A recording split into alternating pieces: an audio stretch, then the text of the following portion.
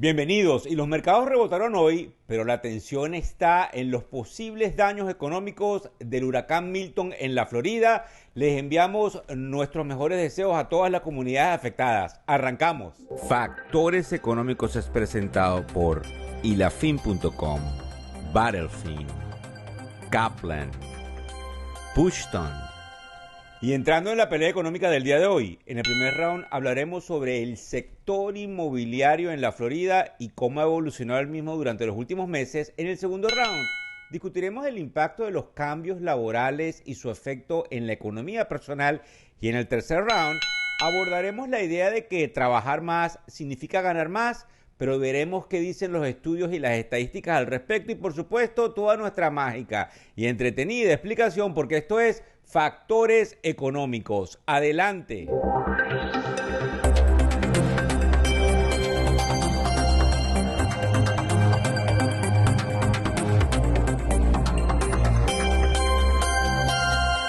En el monólogo de hoy vamos a hablar de Irán, que es el principal enemigo de Israel, y todo lo que concierne al tema geopolítico que sigue causando estragos y que indudablemente nos afecta desde el punto de vista petrolero. Se ha demostrado que hay una disminución en su poder disuasivo con sus misiles balísticos y con Hezbollah, que es su aliado, mostrando a este último una menor eficacia. La atención ahora se centra en su programa nuclear y los funcionarios iraníes han indicado que poseen la mayor parte del conocimiento necesario para construir un arma nuclear. Ahora bien, Irán podría convertir su uranio enriquecido al 60% en material armamentístico en menos de 2 semanas, que es lo requerido para tener una bomba nuclear. Fíjense bien, desde la salida de los Estados Unidos del acuerdo nuclear del 2015, Irán ha avanzado significativamente y esto lo acerca a desarrollar una bomba nuclear, aunque le tomaría mucho más tiempo hacerla funcionar con misiles. Las naciones involucradas deberán tomar medidas preventivas considerables ante esta situación. Las naciones involucradas son obviamente Israel. Irán atacó a Israel, se espera que Israel ataque de vuelta, pero durante las últimas horas hemos observado que Israel ha bajado el tono, probablemente presionado por la Casa Blanca aquí en los Estados Unidos, porque estamos en pleno proceso electoral y de hecho el petróleo, que había subido un 10% durante los últimos días, ha empezado a caer. Así que es bien importante que le prestemos atención a este tema porque cualquier cosa puede suceder durante los próximos días. Le damos las gracias a nuestro queridísimo anunciante del grupo, como ven ahí en pantallas, ilafin.com. Quiero que se queden allí para que me acompañen a ver qué traemos hoy en la interesante sección del porqué.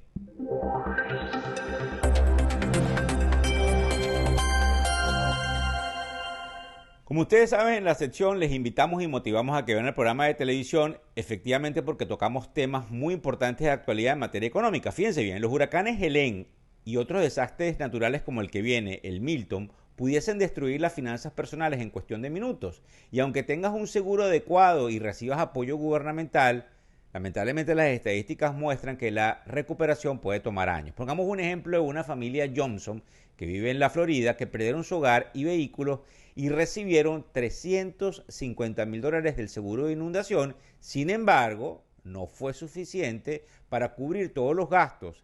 Después de un desastre, las deudas se acumulan y el impacto financiero sigue siendo perjudicial por años. Muchas familias se ven obligadas a posponer su jubilación, aumentar su deuda y retrasar a su dueño.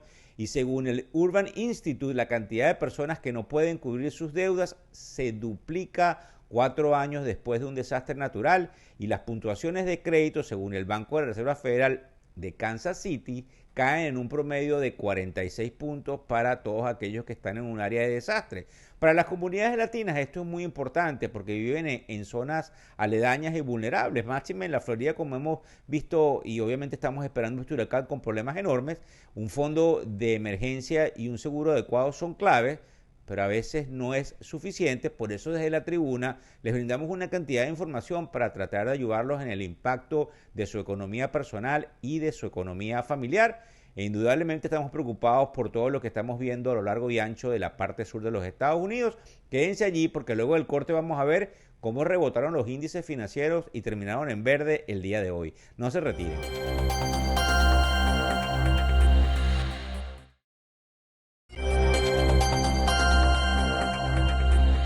Y ahí tienen el sonido, exactamente. Como ven ahí en pantalla, los tres en verde, luego de lo que podríamos llamar un rebote técnico 0.30, 0.97 y 1.45% al alza. Mucha información en el programa, así que nos vamos rápido a este round donde vamos a estar hablando de todo lo que tiene que ver con el mercado inmobiliario en la Florida. Bueno, y el mercado inmobiliario en la Florida, oigan esto, está experimentando una sobrecarga de inventario y una caída en el interés de los compradores. Pónganle esta información a todos nuestros amigos los realtors, particularmente en la costa oeste del estado, y esto se debe obviamente en gran parte a las recientes tormentas tropicales y huracanes como el Helene y el Milton que está por llegar. Estas condiciones climáticas están empeorando la situación, haciendo más difícil la venta de propiedades. Los costos del seguro han subido dramáticamente hasta en un 400% en algunas áreas de la Florida durante los últimos 5 años. Y esto ha sacado a muchos propietarios del mercado, ya que no pueden hacer frente a estos gastos, y a pesar de que los precios de la vivienda se han mantenido estables desde marzo del 2023, hay temor de una próxima corrección en los precios debido al exceso de inventario disponible.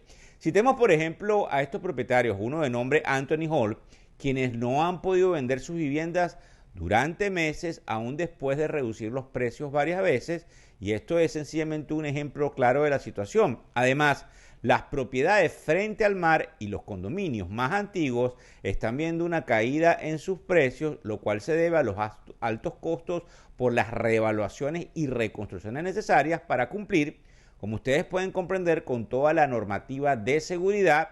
Los inversores institucionales, quienes habían venido invirtiendo fuertemente en la Florida, están empezando a vender sus propiedades en lugares como Tampa, Orlando y Jacksonville, y esto podría aumentar la presión a la baja en los precios de las viviendas en esa área. Obviamente para la comunidad latina en los Estados Unidos esta información es particularmente relevante, ya que muchos latinos viven en todas estas zonas vulnerables, como decíamos al principio, y el incremento del 400% en las primas es sumamente importante. Aquí quiero ponerlos en un orden de ideas porque esto es muy importante. No se trata de que haya un contagio, sino de que estos inversionistas institucionales que juegan un papel importante pueden estar empezando a vender una cantidad de propiedades en ciudades como Miami, donde tienen algunas ganancias, en virtud de tapar las pérdidas que pueden tener en otros lugares. De esto voy a hablar en el programa del día de mañana porque es muy interesante la visión que hay cuando estos manejadores de dinero se encuentran con pérdidas como las que lamentablemente vamos a tener con este huracán Milton y como la que hemos visto en el pasado huracán Helene. Quédense allí para que me acompañen a ver lo que traemos con respecto a los planes de retiro, cómo estos cambian en la medida en que uno tiene cambios laborales. Cambiar de empleo puede parecer una gran oportunidad para aumentar los ingresos, pero puede tener un efecto negativo en los ahorros para la jubilación. Fíjense lo siguiente, un estudio de una compañía muy importante que se llama Vanguard Group dice que el 64% de las personas que cambian de trabajo reciben un aumento salarial, pero que solo el 44% mantiene o aumenta su tasa en los planes de ahorros para la jubilación, mejores conocidos como los 401ks o 401ks. Muchos trabajadores son automáticamente inscritos en los planes de jubilación con una contribución inicial baja, lo que significa que pueden tardar años en aumentar esa tasa de ahorro, y un cambio de empleo cada 5 años puede resultar en una pérdida de hasta $300,000 en ahorros para la jubilación.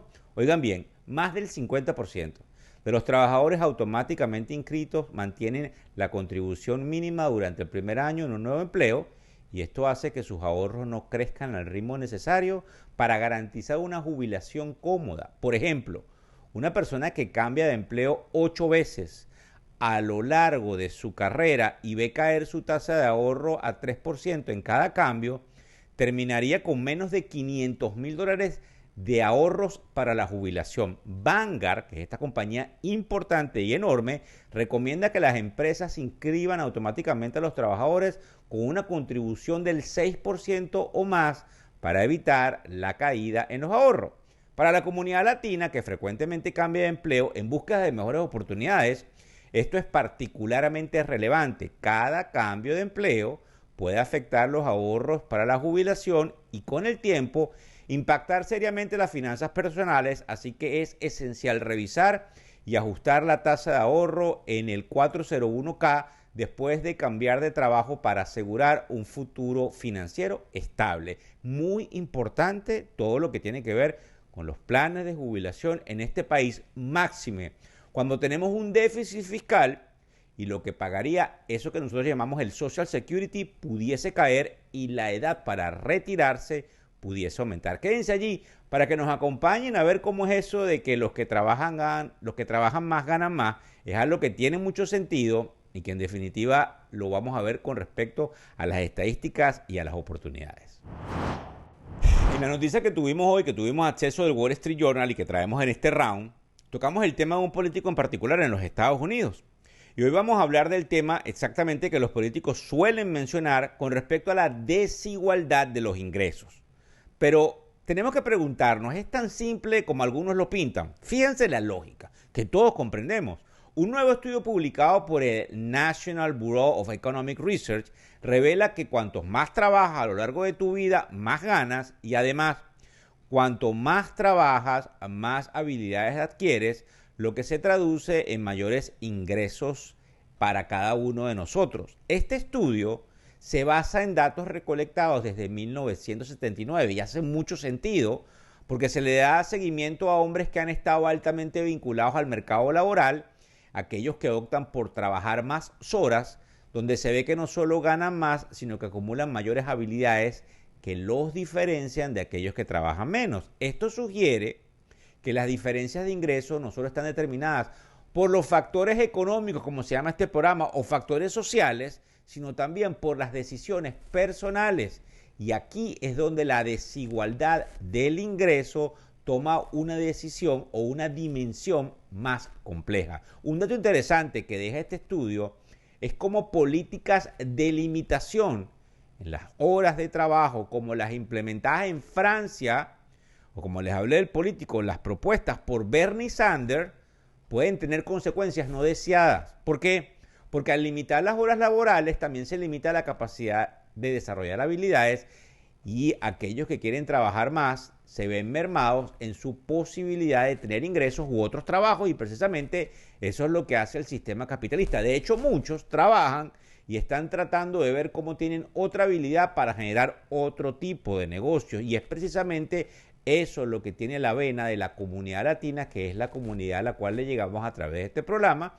Además de que es muy importante que el estudio demuestra que no nada más te acerca a la oportunidad de ganar más dinero, sino que te permite en algunos casos tener una vejez con más tranquilidad porque aprovechas específicamente los años mozos, como se diría, para tratar de acumular una cantidad importante de dinero, sobre todo para quienes están en los Estados Unidos, porque a quienes nos han tocado emigrar, hemos llegado tarde a la fiesta, como se diría. Quédense allí, porque luego del corte, como ustedes saben, vamos a ver qué decimos en la sección del review, en la sección del Outlook, en todo lo que tiene que ver con mi sección y a ver qué nos trae nuestro queridísimo Avatar Digital. No se retiren.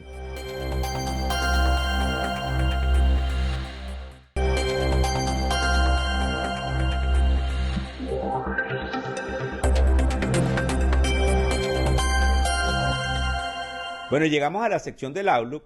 Recuérdense que ahora estamos viendo lo que pasó el día anterior y lo más destacado es que Alemania sigue con su riesgo porque su producción industrial para agosto fue menor de lo esperado. Eso lo supimos hoy. Se proyectaba un crecimiento del 1%, pero el resultado fue una caída del 2.9% en la producción industrial que mide la actividad de las fábricas y de las empresas, lo que significa que el sector manufacturero alemán está en peligro. Por otro lado, en los Estados Unidos supimos algo que se llama el balance comercial, que mide las exportaciones y las exportaciones. El déficit fue de menos 70 mil millones de dólares en agosto y se sabe eso porque los Estados Unidos indudablemente importa, trae más de afuera que lo que exporta y eso se esperaba. Ahora bien, para mañana 9 de octubre, recuérdense que todos estos indicadores es lo que están viendo los manejadores de dinero y es obviamente los catalizadores que mueven el mercado. Primero vamos a tener la decisión sobre las tasas de interés en India, que es un país importantísimo, y esa decisión nos indicará cómo se controlará la inflación y el crecimiento económico del país. Luego veremos las cifras de importación y exportación de Alemania nuevamente para agosto. Mire, les hago un llamado. Alemania no está aquí al lado, no está cerca, pero es el principal país de Europa. Más tarde vamos a ver los inventarios mayoristas y ventas comerciales en los Estados Unidos para agosto, indicando indudablemente la demanda interna y la velocidad de las ventas. Es muy importante. Además, mañana vamos a conocer las minutas de la última reunión de la Reserva Federal, donde nos va a dar pistas de lo que ellos piensan con respecto a la inflación y a las tasas de interés, que es muy importante y que tenemos que seguir de cerca. Mire, quédense allí para que me acompañen a ver qué traemos hoy en la sección de review, donde vamos a hablar. Ayer hablamos de Realtor.com y hoy vamos a hablar de otra compañía que se llama Zillow, porque la parte inmobiliaria está muy caliente y hay que aprovechar lo que puede venir en esa materia.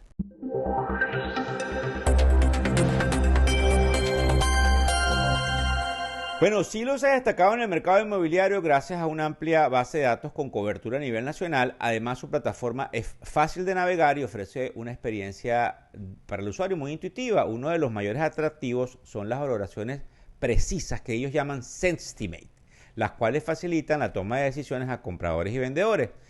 En definitiva, se parece mucho a la plataforma a la cual, no vuelvo a hacerle mención, hablábamos ayer, Realtor.com, y es obviamente una oportunidad que ustedes tienen ahora mismo de ver cómo están las casas alrededor de donde ustedes viven o hacia donde ustedes se quieren mudar, o cómo podrían poner sus propias casas a la venta o en renta. Es muy importante porque el mercado inmobiliario, vuelvo a repetírselos, se está moviendo y se va a mover precisamente a raíz de todos los cambios que estamos viendo, tan simples como los cambios climáticos en el sur de la Florida. Quédense allí para que me acompañen a ver qué traigo en mi interesante sección. ¿Qué dice el BIC?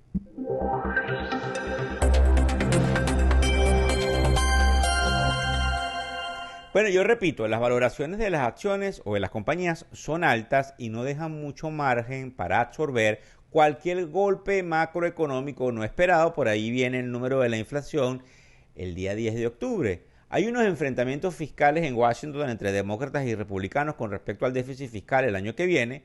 E indudablemente eso no va a ser muy bonito. Así que tenemos que estar pendientes de lo que nosotros llamamos la acostumbrada oportunidad de ver el common sense o el sentido común.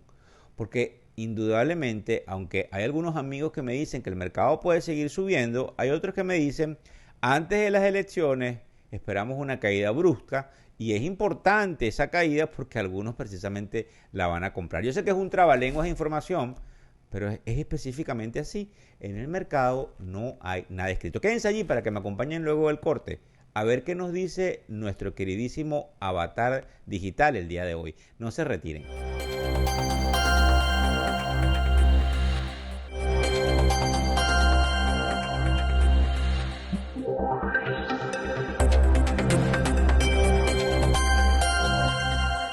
Les habla su avatar preferido desde las alturas digitales. Hoy vamos a explorar una tendencia financiera que está tomando fuerza entre inversores minoristas. Los ETFs, fondos cotizados en bolsa, impulsados por derivados, que prometen rendimientos excepcionalmente altos, han captado la atención de miles de personas. A primera vista, parece una oportunidad de oro, con promesas de ganancias de más del 100%. Pero como siempre, no todo es tan sencillo. Estos productos han sido impulsados por una combinación de inversiones en derivados y acciones de grandes empresas tecnológicas como Tesla y Nvidia. En lo que va del año, más de $50,000 millones se han invertido en este tipo de estrategias, y las empresas emiten nuevos ETFs semanalmente. Es un mercado que ha crecido 6 veces en los últimos 5 años. Ahora bien, aunque los rendimientos pueden sonar atractivos, hay que tener cuidado. Estos fondos a menudo no logran seguir el ritmo del mercado o las acciones que representan. ¿Por qué? Porque el uso de derivados puede traer volatilidad, y la erosión del valor neto. Es una realidad que muchos inversores minoristas no entienden completamente. Los reguladores están preocupados. Están viendo cómo la falta de conocimiento sobre los riesgos puede afectar a los inversores que solo se fijan en los altos rendimientos prometidos. Como siempre, el conocimiento es poder. Es vital que antes de invertir en este tipo de productos, los inversores se eduquen y comprendan los riesgos. No todo es tan brillante como parece.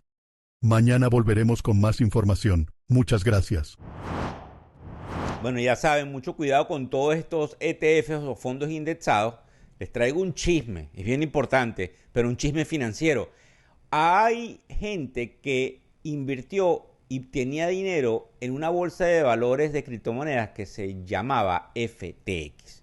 Y esto tomó un giro inesperado porque el juez de Delaware, que era donde estaba la bancarrota, aprobó un plan que hará que se paguen más de 14.000 millones de dólares a sus acreedores y el 98% de esos acreedores recibirá un 120% de su reclamo original. Es decir, por cada $100 le van a dar 120 porque la compañía había invertido en ciertas cosas y esas cosas terminaron subiendo de precio. Entonces, cuando se hace la división, es algo bien interesante porque eso no se ve en las bancarrotas. Y recuerden que el fundador es un muchacho de nombre Sam Bankman-Fried, enfrenta 25 años de prisión por estafar a sus clientes. Me encantaría sus comentarios en las redes sociales. No se olviden que mañana volvemos con muchísima más información. Muchas gracias.